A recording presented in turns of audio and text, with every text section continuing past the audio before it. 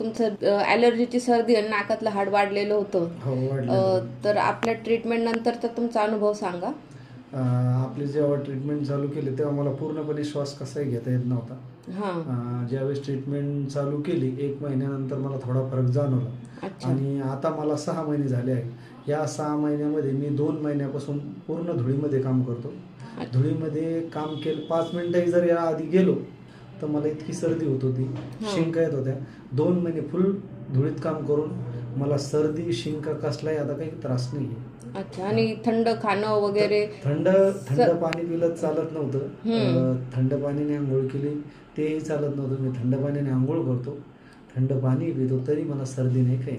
मला 6 महिन्यात पूर्णपणे माझा आजार पूर्ण बरा झाला. आता कुठलाही त्रास नाही आहे मला. सर्दीपासून मुक्त झाल्यासारखं वाटतंय का? हो वाटतंय. सर्दी कशी गोळीच नाही मला सर्दीची. कंटिन्यू मी सिट्रेझिन वगैरे खातच राहायचो. हो. आता कशीच खात नाही.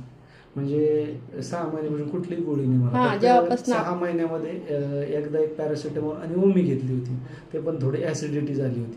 अच्छा. 6 महिन्यात 6 महिन्यापासून कुठली टॅबलेट नाही, होमिओपॅथीच्या ट्रीटमेंटशिवाय. ओके, चला.